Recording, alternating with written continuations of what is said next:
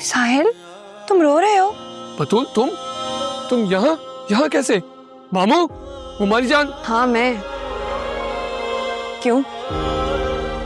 तुम्हें मेरे वजूद पर कोई शक है क्या? तुम यहाँ कैसे आ गई? क्यों नहीं आ सकती? इस घर से मेरी डोली उठी है, जनाजा नहीं। मेरे आंसू देखने आई हो या मेरी बेबसी? आई तो थी तुम्हारा हौसला और तुम्हारा सब्र देखने के लिए।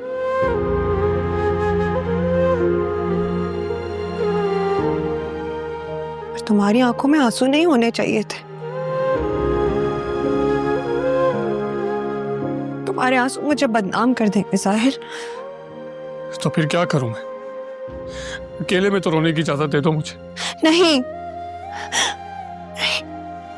सबके सामने रोगे तुम मुझे रुसवा करोगे। अकेले में रोगे तो मेरी रूह को तकलीफ दोगे। और फिर तुम्ही ने तो मुझसे कहा था कि अपनी बाप की इज्जत पर कुर्बान हो जाओ। तो फिर अब तुम क्यों रो रहे हो?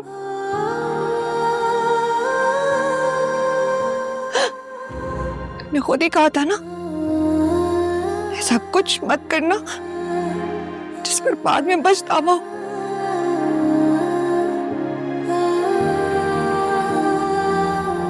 अब तुम अपने खुद के कहे पर पछता रहे हो। बतूल, कुछ तेरा न थी मेरी कोई खता, मिटा दे के इस तरह से हम भला नसीब का लिखा।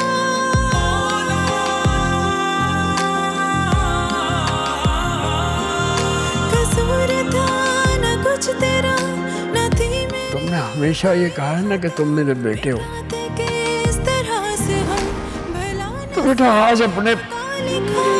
बाप की इज्जत को सिर्फ तुम ही बचा सकते हो। कमान कर लुटा दी अपनी हर खुशी अपनों के ही नाम पर।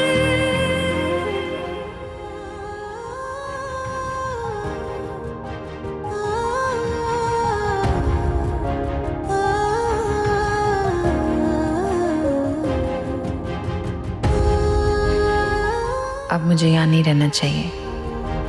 मुझे अपनी एक छोटी सी भूल ने इस घर में रहने के काबिल नहीं छोड़ा। मुझे यहाँ देखकर अम्मी अब्बू को मजीद दुख होगा। मुझे तुमसे भी बतूल की तरह यही उम्मीद है कि तुम मेरी इज्जत पर हर्फ नहीं आने दोगी। मोहब्बत इंसान को खुद गर्ज कर देती है, कर इस कदर भी नहीं कि महबूब की खातिर अपने पूरे खानदान को काशान जैसे शख्स के हवाले कर दिया जाए। तुम्हारी किस्मत बहुत अच्छी है, बस पसंद अच्छी नहीं निकली।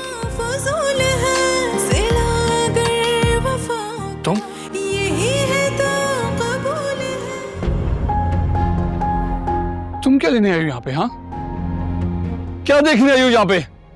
अरे मेरी खुशियों की बर्बादी या घर की इज्जत का जनाजा उड़। देखिए साहिल भाई, सब देख चुका हूं मैं। अब क्या देखने आई हो तुम? मेरी लुटी मोहब्बत का तमाशा या अपने बाप की बेबसी?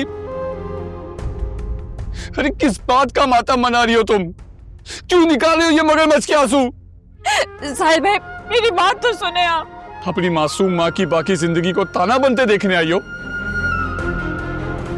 या अपनी बहन के अरमानों का जनाजा देखने आई हो तुम? बोलो, क्या देखने आई हो तुम? कसूर था न कुछ तेरा न थी मेरी कोई खता, मिटा दे के इस तरह से हम भला नसीब का लिखा।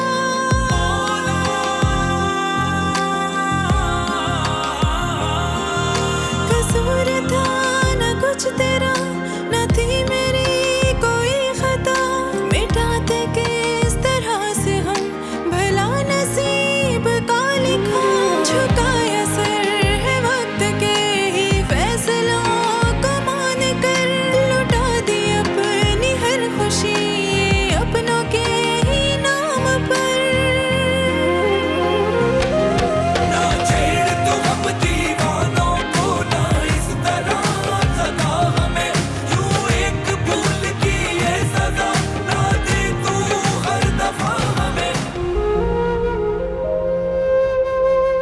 तुम्हारे माँ बाप की बेबस लाशें अंदर पड़ी हैं, उनका दीदार करो और जाओ यहाँ से। मैंने कुछ नहीं किया साहिल भाई, ऐसा कुछ नहीं किया जैसा आप समझ रहे हैं। धोखा मेरे साथ हुआ है। अरे वो तो सब होना ही था। हम सब तुम्हें मिलकर समझा रहे थे कि काशान धोखेबाज है, बदतखोर है, बदमाश है वो, लेकिन तुम्हारी अकल पे तो पर्दे पड़ गए थे ना। अरे माँ बाप का दिल दुखाने वालों को खुशियां कम मिलती हैं। अरे उनके नसीब में तो शर्मिंदगी, जिल्लत और रुसवाई लिख दी जाती है। मैं घर से भागकर नहीं गई थी। बकवास बंद करो और दफा हो जाओ यहाँ से, वरना मैं तुम्हें यहीं जिंदा दफन कर दूंगा। बाबा मैंने ऐसा कुछ नहीं किया जैसा आप समझ रहे हैं। जो कुछ भी हुआ, मेरी इज्जत और वकार दागदार हो गया तुम्हारी वजह से। मेरी बतूल की खुशियां तबाह बर्बाद हो गई तुम्हारी वजह से।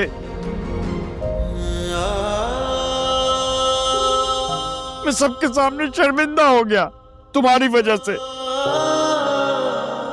मैं मोहल्ले में किसी को मुंह दिखाने के काबिल नहीं रहा तुम्हारी वजह से।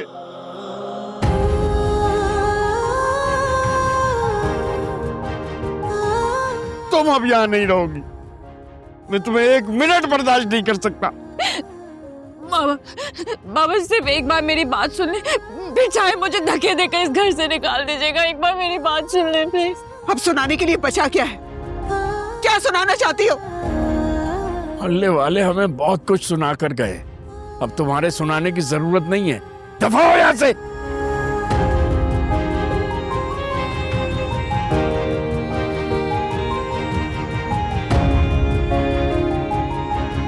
एक मिनट मामू, मेरी बात सुन। मामू, सारे मोहल्ले में हमारे बारे में बातें की जा रही है। एक बार फिर से मोहल्ले का तमाशा बन जाएंगे हम लोग। तो क्या मैं इसे गले लगा लूं? जी मामू जान, आपका ज़र्फ तो इतना होता ही है ना कि वो अपनी बेटी को गले लगा ले। बेटियां तो आखिर बेटियां ही होती हैं। नहीं, बेटी अगर बाप की इज्जत का ख्याल ना रखे, उसकी बात ना माने, तो वो बेटी रहमत नहीं जहमत बन जाती है।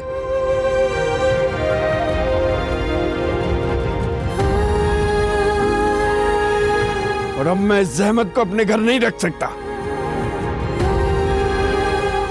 मामू, हम लोग वैसे ही बर्बाद हो चुके हैं। एक बार उसकी बात तो सुन ले, हो सकता है वो बच जाए। नहीं, ये वहीं जाएगी जिसकी खातिर इसने हम सबको जलील किया है। नहीं बाबा, मुझे काशान से शादी नहीं करनी है प्लीज। अब तो तुम्हें करनी पड़ेगी। तुम्हें भी उस कर्ब और अज़ियत से गुजरना पड़ेगा जिससे मेरी बतूल गुजरी है।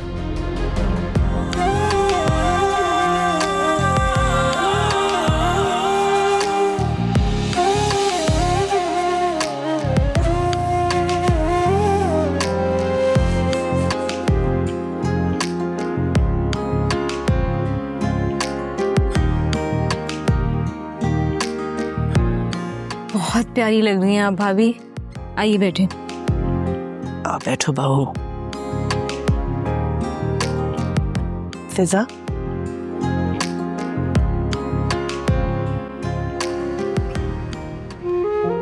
बेटी, जो कुछ हुआ उसे भूल जाओ। यहाँ तुम्हारा माजी कोई नहीं डिस्कस करेगा।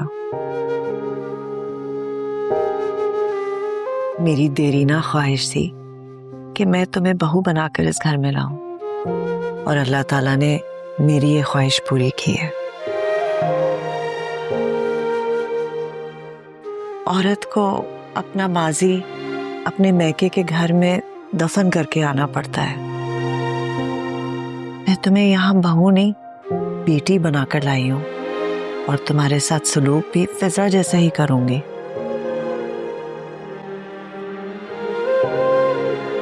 और अगर कोई शिकायत हो ना तो मुझे बताना, मैके जाकर बात नहीं करनी है।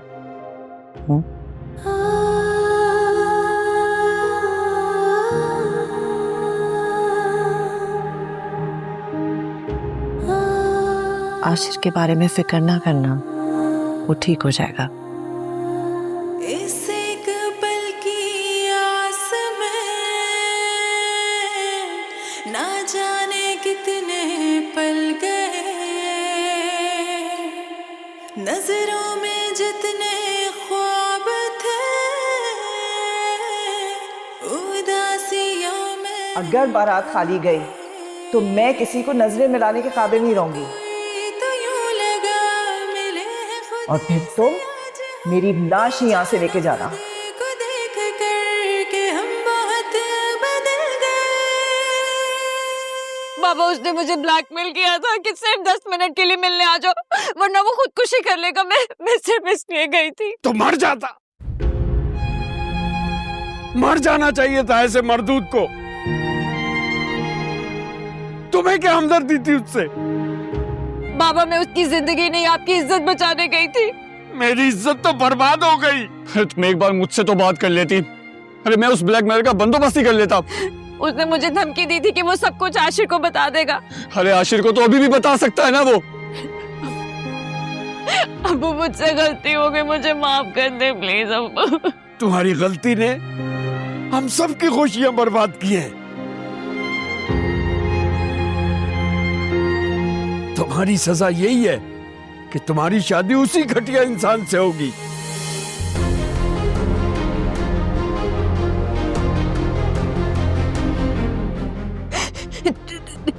नहीं बाबा, मैं उससे शादी नहीं करूंगी। वो इंसान नहीं, वो दरिंदा है, दरिंदा। जब मैं ये बात कहता था तो तुम नहीं मानती थी। चलो अब चलो। सिराज, सिराज, हाथ जोड़ रहा हूं आपके, माफ कर दे इसे। पहला गुनाह तो खुदा भी माफ कर देता, खुदा के लिए माफ कर।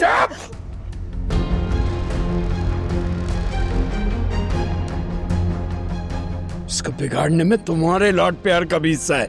हट आगे से। बाबा नहीं, बाबा प्लीज ऐसा मत करें। मुझे प्लीज माफ कर दे। मेरे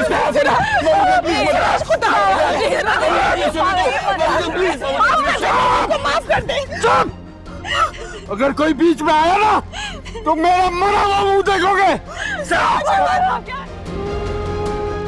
बहुत पछताओगी सिराज, मत रुक जाओ। अपनी बेटी की बददुआ मत लो।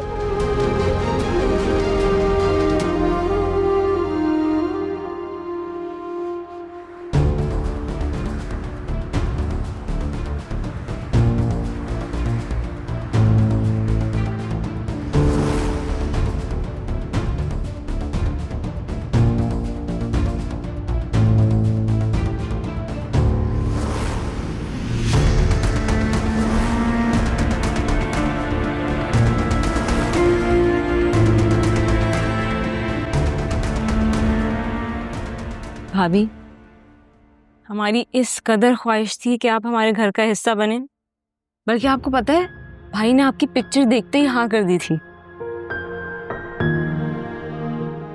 माँ तो हर वक्त यही दुआ करती रहती थी कि आप हमारे घर की दुल्हन बनकर आएं। बस अब भाभी प्लीज, आपने टेंशन नहीं लेनी, रिलैक्स, मैं अभी आती हूँ।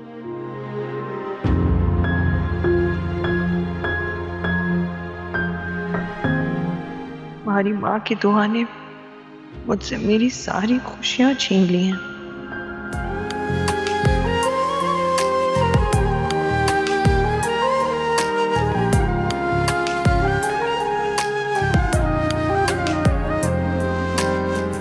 इस एक पल की आस में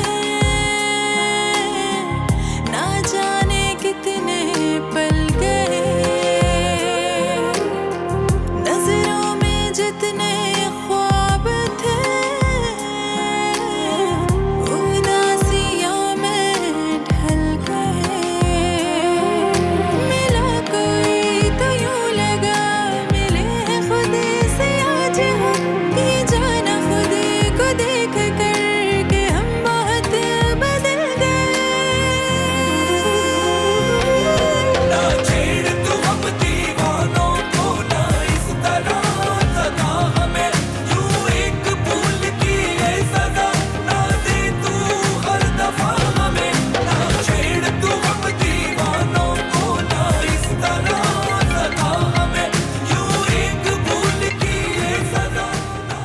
जग्गू भाई वो मैं पूरे दिन एक बहुत बहुत जरूरी काम में लगा हुआ था। अरे नहीं नहीं, मैं हूं ना, मैं करूंगा वो काम। नहीं जग्गू भाई, बात तो सुनिए आप। जग्गू भाई जो भी नुकसान हुआ है वो मैं भरूं। जग्गू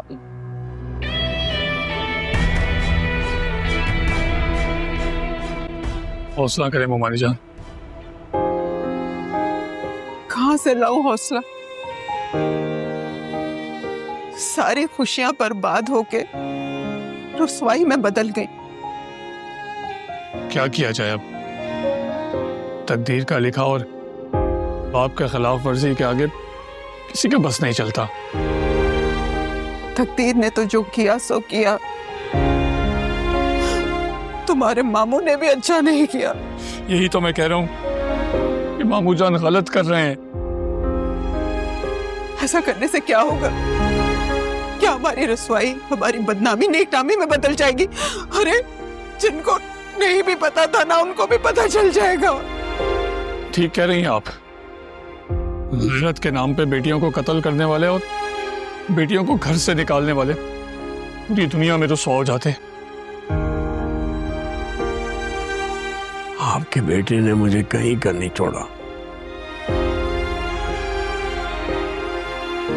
मेरे बेटे से कहीं ज्यादा कसूर आपकी बेटी का है सिराज साहब। पूछिए इससे बतूल के हाथ मैंने इसे क्या पैगाम भिजवाया था। जब बेटी घर की दहलीज पार कर ले तो फिर किसी से पूछने, गवाहियों और सफाइयों की जरूरत बाकी नहीं रहती।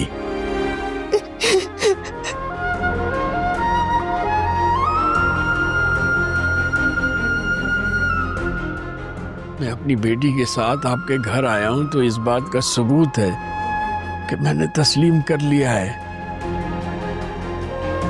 कि आपके बेटे से ज्यादा मेरी बेटी का कसूर था। सिर्फ बेटी ही नहीं, ये जो कुछ हुआ इसमें आप भी बराबर के कसूरवार हैं सिराज साहब। मैं मानता हूं, इसीलिए तो रात की काली चादर ओढ़कर आपके दरवाजे पर आया हूं कि मेरी बेटी को बहू बनाकर मेरी रही सही इज्जत बचा लीजिए। नहीं सिराज अहमद, ये मुमकिन नहीं है आप, क्योंकि तुम्हारी बेटी अपने माँ बाप की इज्जत पैरों में रोंदकर घर से भागी नाकाबिल एतबार लड़की है। क्योंकि ये अब इस काबिल नहीं है कि कोई भी इज्जतदार शख्स घर से भागी हुई लड़की से शादी करे।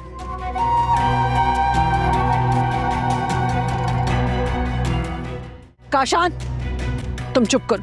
क्यों अम्मा, तुम्हें मेरी शादी इससे करवानी है या?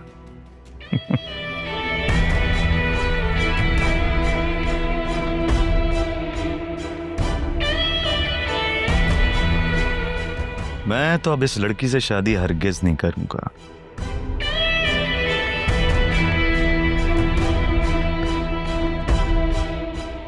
हरगिज नहीं,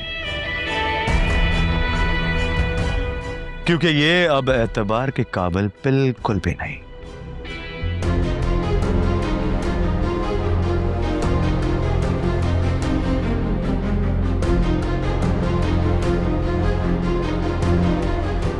देख ली बेटी तुमने मर्द की मोहब्बत, पानी का बुलबुला होती है।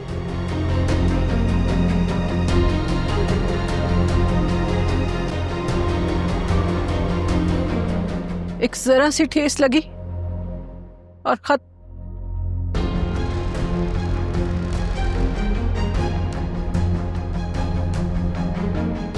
यही है ना वो जिसकी खातिर तुमने अपने ऐसे शरीफ बाप को एक मुजरिम के सामने कटहरे में लाके खड़ा कर दिया।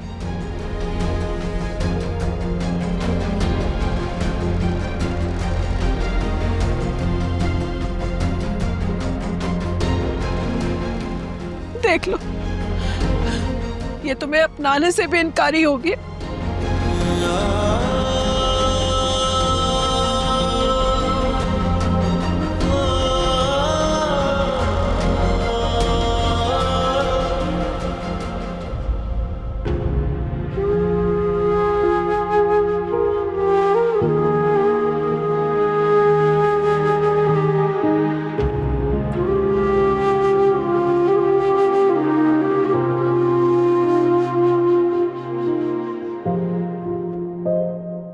बतूल, देखा मैंने क्या कहा था। सच्ची मोहब्बत का अंजाम सिर्फ और सिर्फ मिलना होता है। जो नहीं मिलते उनकी मोहब्बत में कहीं ना कहीं खोट होता है, वरना नसीब आखिर में आके उनको मिला ही देता है। साहिल, मुझे डर सिर्फ किसी की नजर लग जाने से लगता है। नजर का लगना तो सिर्फ एक बहाना होता है। इंसान ने किसी ना किसी पे तो इल्जाम लगाना होता है ना, और जिनके दिल में खोट नहीं होता ना, मुकद्दर उन्हें आखिर में मिला ही देता है।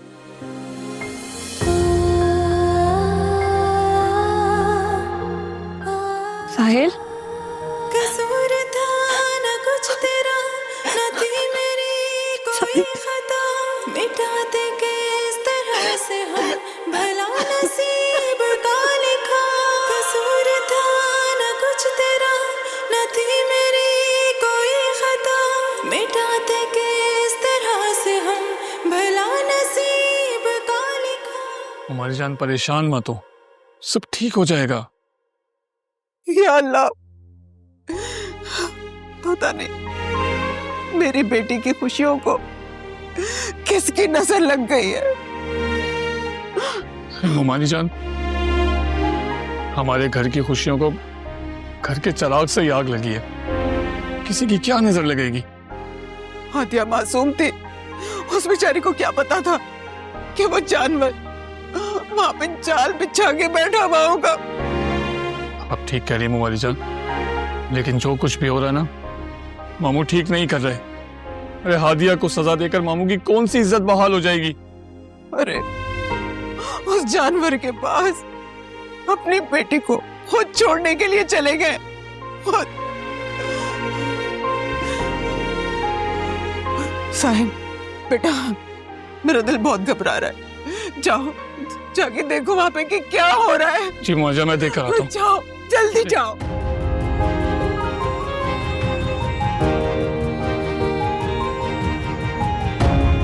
बताओ हादिया, मिस बतूल ने तुम्हें मेरा पैगाम दिया था या नहीं कि काशान से दूर रहो?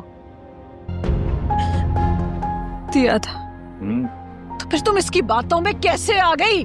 गलती होगी, तुम जान पूछ के इस आग में कूदी हो। अब तो इस काबिल भी नहीं रही कि कोई इज्जतदार खानदान तुम्हें अपनी बहू बना ले।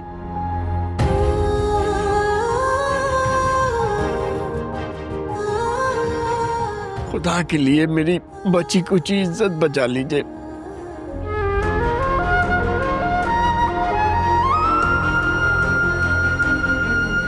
सुबह का सूरज तुलू होने से पहले मेरी बची कुची इज्जत को मजीद दागदार होने से बचा लीजिए।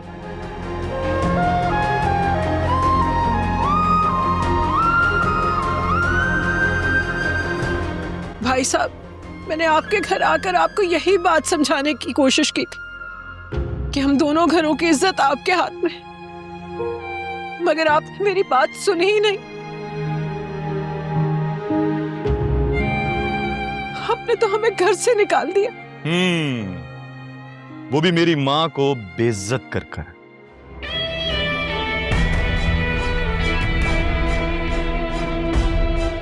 हाँ, याद है? काशान, बेइज्जती सिर्फ लड़की वालों की नहीं, लड़के वालों की भी होती।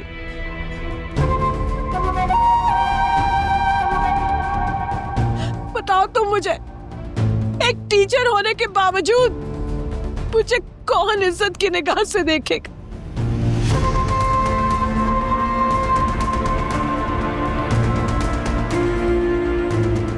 माँ प्लीज अब परेशान मत हो, सब ठीक हो जाएगा।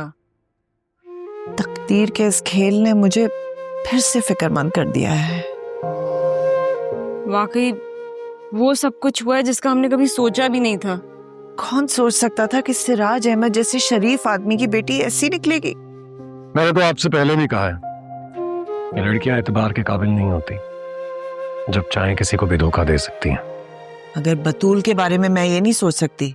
जाहिर है, अब तो आप उसकी तारीफ ही करेंगी। अब नहीं, मैंने हमेशा से बतूल की तारीफें की हैं। और देखो, वो कितनी फर्माबरदार बच्ची है कि जहां वालिदैन ने कहा कि डोली में बैठ जाओ, वो चुपचाप बैठ गई। वो इनकार भी तो कर सकती थी। अगर भाभी इनकार कर देती हमें कितनी एम्बैरेसमेंट फेस करनी पड़ती। हाँ तो और क्या, सोसाइटी में हमारा मजाक बनता। भाभी ने हम पर बहुत बड़ा एहसान किया है। जो लड़की वालिदैन की फर्माबरदार होती है वो शौहर की भी फर्माबरदार होती है। तुम देखना, बतूल तुम्हें यह साबित करेगी कि हर औरत बेवफा और धोखेबाज नहीं होती। अल्लाह करे ऐसा ही हो जैसा आप सोच रही हैं, लेकिन मैं हादिया की बहन से कोई उम्मीद लगा नहीं सकता।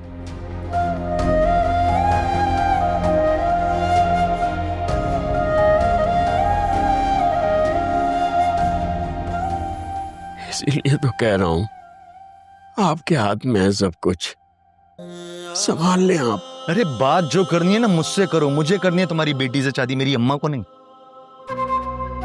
मेरे हाथ जोड़ो, मेरे पैर पड़ो, तब सोचूंगा इस बारे में। नहीं बाबा, आप ऐसा बिल्कुल नहीं करेंगे। नहीं बाबा। तो फिर जाओ, दफा हो यहां से ना, दफा हो। मेरा क्यों वक्त बर्बाद कर? काशान, तुम ही मेरी बात समझ लो। अरे नहीं समझनी तुम्हारी बात, हर किस नहीं। तुमने समझी थी उस दिन मेरी बात, तुमने तो मेरी मां को जलील करके घर से निकाला था।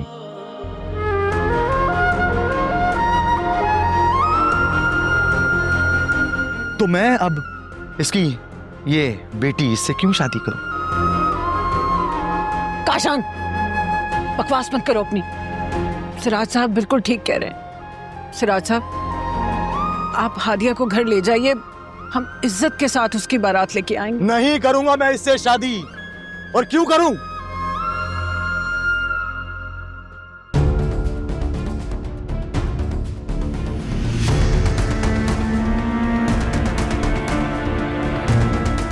साहिल, तू जानता नहीं है मैं तेरे साथ क्या कर सकता हूं, मैं किस हद तक बुरा आदमी हूं। तुझे भी गलत फहमी है कि शरीफ आदमी कमजोर होते हैं। उनकी जिंदगी के साथ जैसे मर्जी चाहे खेल लिया जाए, तो आगे से चुप रहेंगे।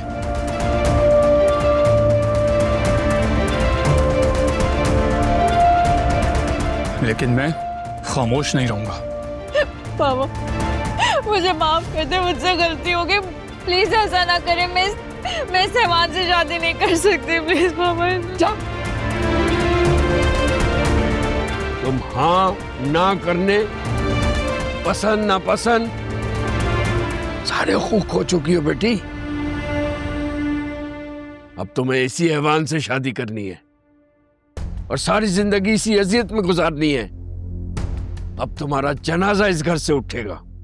भाई साहब, ना करें अपनी बच्ची पे ये जुल्म।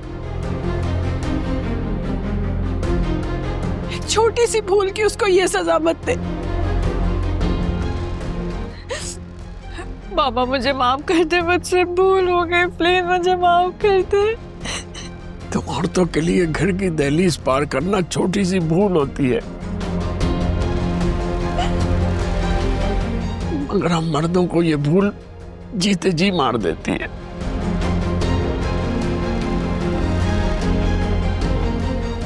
अगर आपको इससे हमदर्दी महसूस हो रही है तो निकाह के बाद इसे बहू के बजाय बेटी समझ लेना।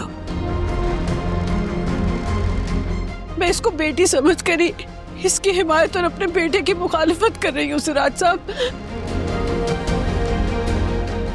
तुमने इस शरीफ आदमी की इज्जत से खेलने की कोशिश की है, और अब इस खेल को अंजाम तक मैं पहुंचाऊंगा। अरे मैं भी देखता हूं कौन मेरा निकाह पढ़ाता है यहाँ पर। मैं न माशरे में किसी को मुंह दिखाने के काबिल नहीं रहूंगा। मुझ पर ये एहसान कर दे। भाई साहब, आप पहले भी एक गलती कर चुके हैं, अब दूसरी गलती मत कीजिए। मैं आपके आगे हाथ जोड़ता हूँ। ये हाथ वाथ मत जोड़ो मेरे सामने, जा पूरे मोहल्ले को लेकर आ। काशान, अगर आज तुमने हादिया से शादी नहीं की तो मैं अपने आप को खुद मार लूं। और तुम यहाँ पर मेरी लाश देखोगे। मैं जमाने को क्या बताऊंगी काशान? जिसका बाप मुल्क की इज्जत पर अपनी जान की बाजी हार गया, उसका बेटा लोगों की इज्जतें उछाल रहा है। अरे अम्मा क्या हो गया तुम्हें? क्या बोले जा रही हो तुम ये? तुम चुपचाप निकाह करो इस लड़की से। तुम शादी करना चाहते थे ना हादिया से?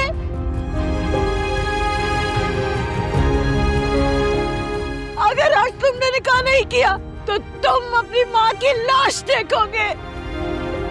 इस एक पल की आस में ना जाने कितने पल गए, नजरों में जितने ख्वाब थे उदासियों में ढल गए। मिला कोई तो यूं लगा मिले हैं खुद से आज हम, ये जाना खुद को देख कर के हम बहुत बदल गए। ना छेड़ तू हम दीवानों को, ना इस तरह सदा हमें यूं एक भूल की है सजा, ना दे तू हर दफा हमें। ना छेड़ तू हम दीवानों को, ना इस तरह सदा हमें यूं एक भूल की है सजा, ना दे तू हर दफा हमें।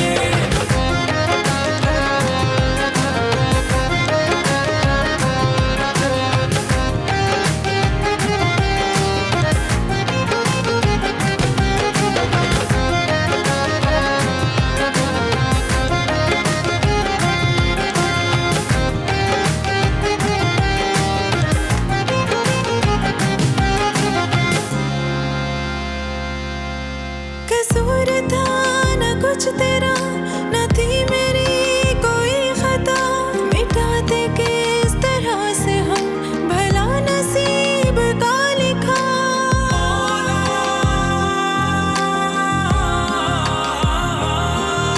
कसूर था न कुछ तेरा, न थी मेरी कोई खता, मिटाते किस तरह से हम भला नसीब का लिखा। ये तुमने अच्छा नहीं किया सिराज अहमद। मेरी बेटी की जरा से भूल की इतनी बड़ी सजा दे दी उसे। तुम मुझे ही इल्जाम दे रही हो, कसूरवार ठहरा रही हो मुझे। हाँ सिराज अहमद, हादिया ने तो गलती की, लेकिन आपने तो गुनाह किया है। उस धोखेबाज काशान ने आपसे बदला लेने के लिए मेरी बेटी को वरगलाया, और आप अपनी बेटी को जिंदा दरगोर कराए। ये गुनाह नहीं है तो और क्या है? मेरी जिंदगी भर की कमाई मेरी इज्जत थी जो उसने मिनटों में लुटा दी।